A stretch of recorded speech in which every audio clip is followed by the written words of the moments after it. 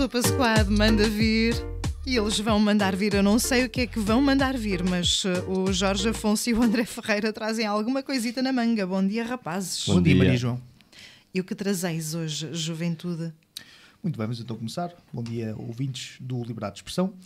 Vamos começar por falar de uma coisa que aconteceu há 2 dias. O Benfica Sporting, primeira mão do jogo a primeira mão da meia-final da Taça de Portugal. A outra vai ser entre o Futebol Clube do Porto e o Sporting de Braga. Antes de mais, todos os membros do Liberdade de Expressão, penso que posso falar por todos, querem se juntar a Bruno Lage quando dedicam o triunfo do Benfica, neste caso é a nossa homenagem, ao pequeno gênio, Fernando Chalana, exatamente, antigo grande jogador do Benfica. Eu ainda não era nascido nesse tempo, mas nunca mais esqueço Nem daquelas nunca mais esqueço aquelas 2 fantásticas assistências para os 2 golos de Jordão no Portugal-França. Faz isso um stop. Oh, André, Sim. diz qualquer coisita. olá. Diz outra vez. Olá, olá. Ok, já encontrei o teu micro. Então continuemos. Estava a dizer que nunca mais esqueço aqueles 2 cruzamentos fantásticos para o Rui Jordão no Portugal-França, do Europeu de 1984, que infelizmente perdemos no prolongamento com o gol de Michel Platini. Bom, indo ao que se passou no jogo. Penso que foi um jogo totalmente inferior ao anterior, de Alvalade. Eu também quero exercer a minha liberdade de expressão. Desculpa lá, Jorge, mas vocês falar de futebol e o basquete? E o handball? E a natação? E o squash. E o sofazar, como dizia o outro. Por acaso, infelizmente, não sigo assim tanto. Eu, por acaso, também não. Já arranhosei, pronto. Agora sim, podes de vez seguir. em quando uns joguitos da NBA, Tá. gosto muito, mas não, nossa paixão é as 4 linhas. Exato. Tivemos há pouco tempo o Super Bowl e como o Ronaldo brasileiro diz, aquilo não é futebol porque aquilo não é uma bola com que eles jogam, portanto... Exatamente. Como é que dizia? O futebol esquisito, não é? Exatamente. Exatamente. Penso que foi um jogo totalmente inferior ao anterior, em Alvalade, que o Benfica goleou por 4-2, que se não tivesse havido vídeo-árbitro seria a reedição do jogo de maio de 94, tinha sido 6-3. Foi mais fechado e com poucas oportunidades para ambos os lados. Sim, também com o pouco trabalho que tiveram, Sim, basicamente 3 dias de intervalo. Sim, Benfica mais descontraído e um Sporting Exatamente. com mais cuidado, porque senão era outra catástrofe. Deve ter mais trabalho. Exatamente. Penso que o resultado aceita-se por aquilo que as 2 equipas produziram, embora o empate também se ajustasse, porque, a meu ver, o Sporting na segunda parte até foi relativamente superior e acho que Na parte final partiu por volta dos 65 minutos. Sim, exatamente. Sim, foi melhor. E depois, isto aqui é uma opinião pessoal, acho que o gol anulado ao base do Ocedem mal anulado, mas pronto. Mas penso que o resultado se ajusta. Fica demonstrado um Benfica que está em crescendo, é claramente candidato ao título. Sem dúvida que o Bruno lá está a dar um novo alento à equipa, a trazer novos valores aos encarnados. Destaco obviamente o João Félix, sobretudo pelo jogo de Alvalade. Na Luz penso que não teve tão bem. Seferovic, que está na sua melhor fase, tirando no início em que marcava bastantes golos, mas depois esteve numa seca total. Gabriel, que eu pessoalmente não dava nada por ele, mas até fez um jogo excelente. E agora os jovens que estão-se a estrear, nomeadamente o Ferro. Exatamente. Que o Lage até disse que perdeu uma substituição, mas ganhou um jogador. Exatamente, sem dúvida alguma. E um Sporting que está com muitas debilidades na defesa e no meio campo, porque a meu ver Bruno Gaspar, aquilo parecia uma autoestrada num jogo e no outro. André Pinto não é jogador para o Sporting. Tiago Ilori teve uma péssima estreia, tirando o Borja, que teve uma estreia positiva. O Godelli não é um 6, Vendel também não serve. O Luís Filipe fez uma exibição miserável a meu ver e as substituições muito tardias. Sim, acho que o E sobretudo Sporting Giovane Cabral, quem o viu, quem o vê. Sim, está com problemas na defesa ao Sporting. Sim, e para além do ataque desinspirado. Penso que o resultado deixa tudo em aberto para a segunda mão. É a minha opinião. Sim, que acho que André? sim.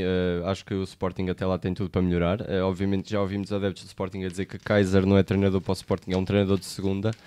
E olhando para o currículo dele, sim, é verdade. Só que também a culpa não é toda dele. Frederico Varandas tinha de ter feito mais neste mercado de transferências, via que os jogadores não chegavam. Mas também não havia dinheiro, não é? Pois também, basta também ver o caso do Benfica, que não contratou nenhum jogador. Exatamente, e uma coisa que me custou foi ver alguns adeptos do Sporting, nomeadamente grupos organizados, a dizer que faz falta outra vez o Bruno Carvalho. Sim, isso também me causa comichão. Comichão. Aqui o dedo mindinho.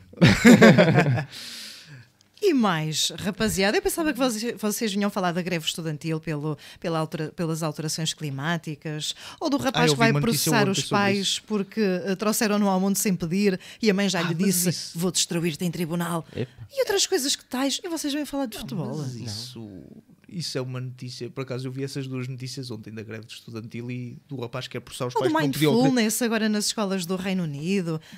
Eu vi, foi uma notícia interessante há pouco tempo, que acho que é o filho vai processar os pais porque os pais disseram: filho, já tens 40 anos, é na altura de sair de casa. Ele não quer sair, vou processar. Eu também ouvi isso. O que é que trazem mais Muito hoje? Bem. Vamos também passar pelo que se passa na Venezuela. Ele é que pediu. Bom, vamos também falar sobre o que se passa na Venezuela, sobre esta indecisão, se é Guaidó ou se é Maduro o presidente legítimo. O que eu quero dizer aqui é que isto que se passa na Venezuela é mais uma prova de que o socialismo não funciona, rapazes. O que pode funcionar é valores do socialismo que passam para outras ideologias, nomeadamente para a social-democracia, para a democracia cristã, porque o socialismo tem algumas coisas positivas. Agora, enquanto ideologia total, não funciona. Como dizia a antiga primeira-ministra do Reino Unido, a senhora Margaret Thatcher, o socialismo é muito bom até que acaba o dinheiro dos outros. Exatamente. E como dizia o antigo presidente do Uruguai, a parte da esquerda não aprende com a história. É o que se está a passar. O que se está a passar na Venezuela, a meu ver, é uma ditadura recente. É uma ditadura recente com oportunidade histórica. Onde é que eu quero chegar? Não é uma ditadura acostumada, pois existem eleições tanto para presidente como para a Assembleia. Recentemente a Assembleia... Eleições entre aspas. Sim, eleições em que a oposição teve uma maioria esmagadora. Pois lá está, não é como aconteceu, por exemplo, em Portugal. Por exemplo, o Dr. Salazar não fez eleições durante muito tempo. Embora eu acho que ele tivesse ganho eleições se as tivesse feito até 1958. Mas que não fosse por medo do povo. Sim, digo até 58, porque foi nessa altura que começou a haver a revolta do povo, nomeadamente através da candidatura presidencial do general Humberto Delgado, que acabou depois por ser assassinado. Até então havia claramente uma oposição ao regime, mas a oposição democrática era controlada nas eleições e depois não conseguia ganhar. Ganhava sempre a União Nacional. E o que eu penso é que tanto Chávez como agora Maduro, pelo estado em que deixaram o país, com fome, miséria, recentemente até veio uma notícia a dizer que o regime mandou pôr não digo um muro, mas uma espécie de proteção numa ponte a impedir que viesse ajuda humanitária de fora. E é uma liderança que já só é protegida pelas Forças Armadas, porque caso contrário não tinha proteção nem apoio a alguns. Sim, porque os países mais a nível da Europa já apoiam Guaidó como presidente interino, portanto há aqui ainda um problema muito, muito grande para resolver.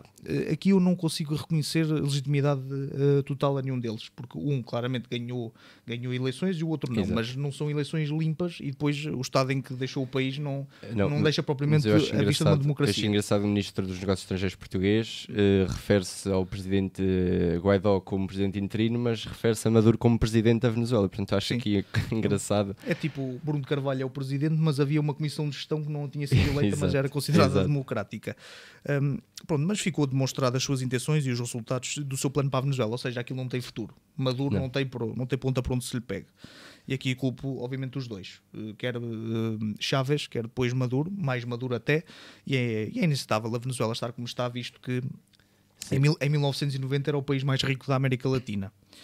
Daí a Venezuela ter agora a oportunidade histórica de derrubar esta ditadura recentemente implementada, com a hipótese também de ajudas externas, como por exemplo os Estados Unidos estão a pensar ajudar, entre outros países, penso também no Reino Unido, e estou totalmente de acordo com o que disse o Donald Trump no discurso do Estado da União, há 2 ou 3 dias, em que, para a grandazia do senador democrata do estado do Vermont, Bernie Sanders, Donald Trump disse no Congresso norte-americano que vai ajudar a Venezuela e que os Estados Unidos jamais serão um país socialista. O que levou o Congresso a gritar USA e no final o Presidente Trump: "It sounds so good." É a minha impressão. O que é que tens a dizer, André? Não, mas é algo que está a prejudicar o país e já tem vindo a prejudicar o país, Maduro, como já vimos esta ajuda humanitária que está a ser impedida. Disse Guaidó que ia ajudar mais de 300 mil pessoas que estão em risco. As Nações Unidas dizem que desde 2015 já saíram mais de 2,3 milhões de venezuelanos, portanto isto é algo que está a prejudicar o país. Estas políticas de Chávez e Maduro estão a prejudicar o país de uma forma bastante grave, e eu acho que é bom ver os Estados Unidos, a União Europeia, também a tentar ajudar e levantar este país, porque apesar de cada economia ser... cada país ter de se preocupar com a sua economia, eu acho bom também ver que os outros países estão a tentar ajudar a Venezuela e os venezuelanos principalmente a sair deste problema. Sim. Agora passamos aqui a um tema um pouco mais leve, que foi a aprovação de 230 novos emojis que vão chegar aos telemóveis, aos smartphones, no próximo mês. A lista divulgada demonstra algumas coisas caricatas, mas também alguma diversidade no que diz respeito a elementos religiosos, a elementos pessoais. Por exemplo, a nível religioso, temos o templo hindu, um sari, portanto, aqui não só a nível cristão. Temos também, agora, da diversidade, as questões de mobilidade e da deficiência, ou seja, passam a existir 2 emojis de cadeiras de rodas, uma manual e outra elétrica, uma orelha com aparelho auditivo, utilizadores de cadeiras de rodas e visuais de bengalas, cães-guias. Portanto, eu acho que isto é um passo grande para também as pessoas que utilizam smartphones e estão sempre a mandar mensagens também, perceberem que há mais mundo à sua volta e que há pessoas com problemas reais que podem ser ajudadas. Há outros caricatos, que é uma mão que demonstra algo de tamanho reduzido, que já dizem que vai fazer sucesso para alguém no planeta Terra que, quando se quiser referir a alguém que tem um pênis pequeno. E há outro que já era pedido há muito tempo por uma associação feminista, que era uma gota de sangue, que rapidamente foi apontado como símbolo da menstruação. Portanto, há aqui alguns avanços para estas associações que demonstram alguma está-me a falhar a palavra, mas já alguma integração a nível de deficiências. E depois há estes um pouco mais caricatos que, pronto, vêm por arrasto. Ora está. Para terminar, queremos falar de algo que vai ser lançado brevemente, que vai ser um novo documentário sobre o grande cantor, o rei da pop, Michael Jackson. Não sei se vai ser semelhante àquele que foi posto no cinema em 2009, após a sua morte, o This Is It, só que desta vez tem algumas contradições. E a família está furiosa, não é? Sim, nomeadamente com aquela parte dos abusos sexuais, porque, salvo erro, houve 2 miúdos que na altura disseram que não tinham sido abusados por ele, mas recentemente perceberam que afinal aquilo foi abuso. Pronto, trata uma figura muito amada na música, com músicas inesquecíveis.